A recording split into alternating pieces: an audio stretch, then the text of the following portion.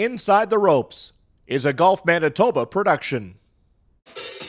Every tour pro on earth swears by urethane golf balls. And there are plenty of expensive tour balls out there for golfers who want that. But how about those who want more performance for less?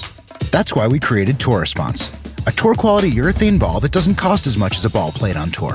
A 3-layer ball that's easy to compress, easy to launch, and easy to play. Delivering the kind of spin tour players would love in a ball that's designed for you. Try the all-new Tour Response. Swear by it, not at it. Ivan, appreciate the insight as we look forward to match play coming up this week at Grand Pines. First and foremost, it's an event we've been waiting for quite some time. So what's the anticipation like on your side? We've been excited to host the event. When we got approached at the end of the season to host the event, we were really excited about giving amateur golfers from around the province a chance to take a look at our golf course, and some of them maybe played for the first time. So let's get into it, talking about the golf course, because it'll be the focal point. Qualifying goes on Sunday, and then the matches will run Monday through Thursday. For some of those people that haven't played it as of yet, what can they expect?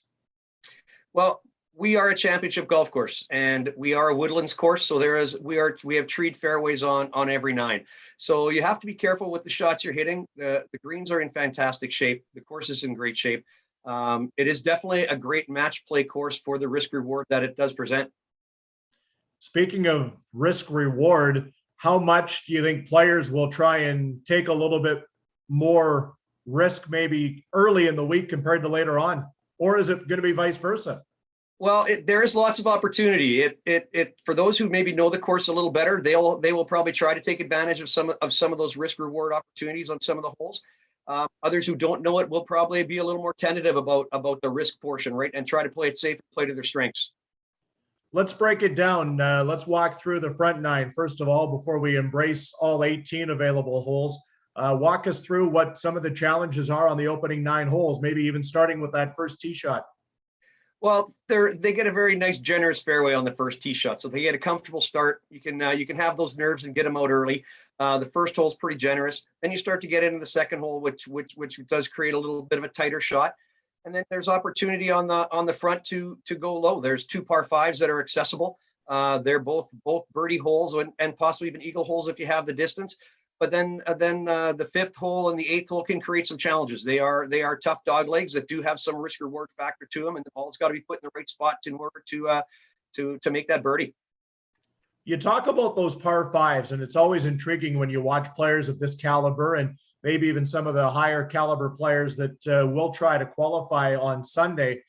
What is the challenge for those players, just based on, is there enough room for them to really try and bomb it, or do they have to manage this one maybe a little bit more at times?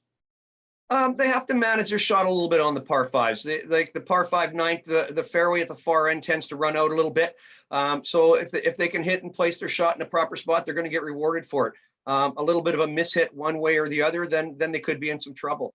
The back 9 par 5s are a little bit different, but a little more room to run out on those.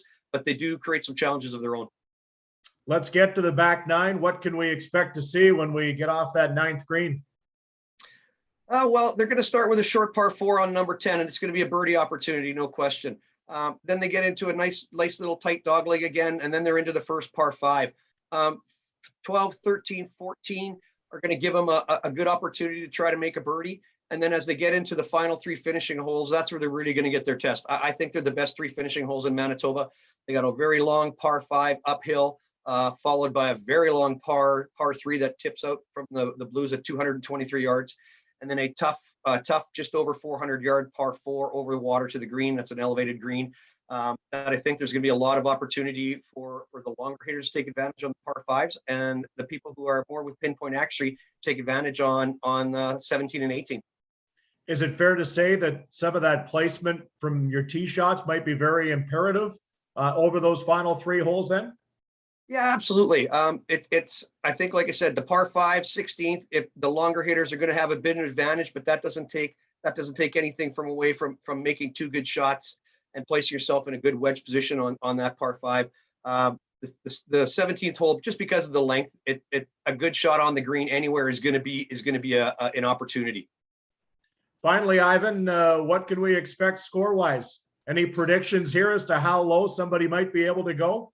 Well, like I said, the course is in great shape. The greens are very receptive. I think some of the better players from the names I've seen on the opportunity will have a chance to go under par. I wouldn't be surprised to see a 67 or a 69 out there. We look forward to it. Qualifying getting underway on Sunday. Matches begin on Monday. Thanks for this, Ivan. We will catch up as the week continues. Sounds great. Looking forward to having everybody out.